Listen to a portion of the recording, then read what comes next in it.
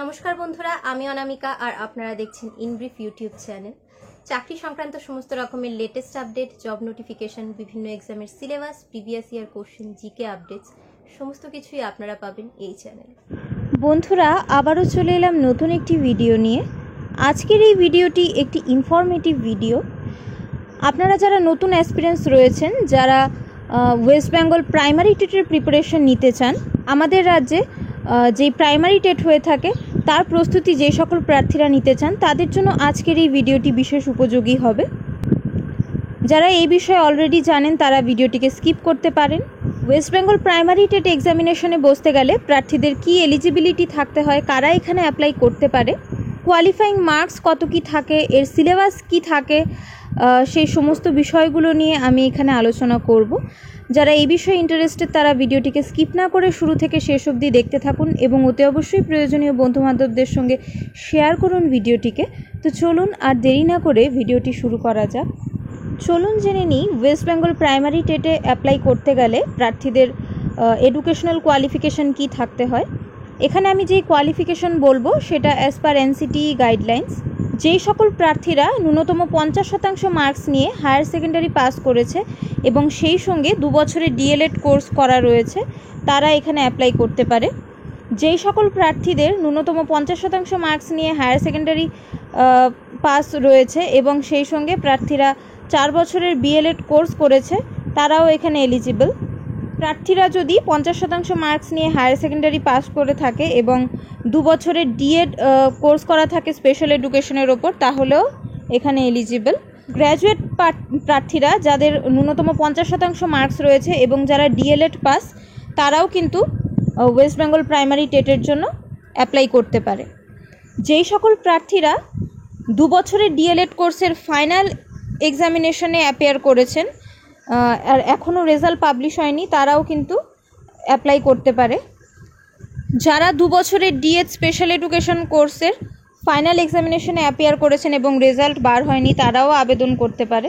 যারা 4 বছরের বিএলএড কোর্সের ফাইনাল ইয়ারে অ্যাপিয়ার করেছেন এবং রেজাল্ট এখনও পাবলিশ হয়নি তারাও এখানে অ্যাপ্লাই করতে পারে।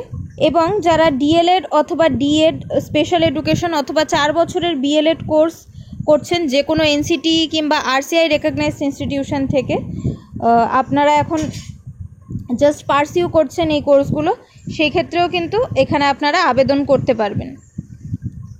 রিজার্ভ ক্যাটাগরির প্রার্থীদের ক্ষেত্রে এখানে মার্কসের দিক থেকে 5% রিল্যাক্সেশন থাকে, অর্থাৎ 45% মার্কস থাকলেও এখানে আপনারা অ্যাপ্লাই করতে পারবেন।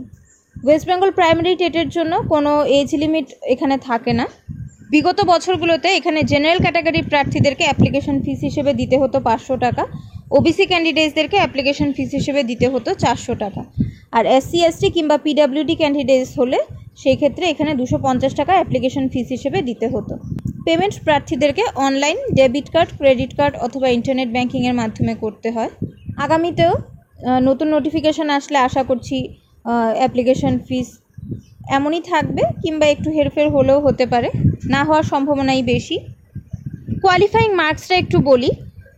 এই ক্ষেত্রে জেনারেল ক্যাটাগরি প্রার্থীদের কোয়ালিফাইং মার্কস হলো 60%, ওবিসি, এসসি, এসটি এবং পিএইচ, এক্স সার্ভিসম্যান এই সমস্ত ক্যাটাগরি প্রার্থীদের ক্ষেত্রে কোয়ালিফাইং মার্কস হলো 55%।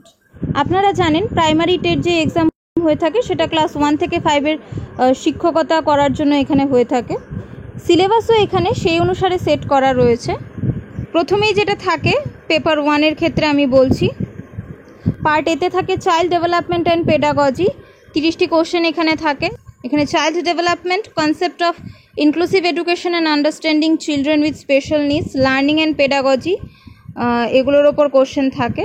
আমি কি এখানে মডেল কোশ্চেনও রয়েছে, আপনারা এখান থেকে চেক করে নিতে পারবেন।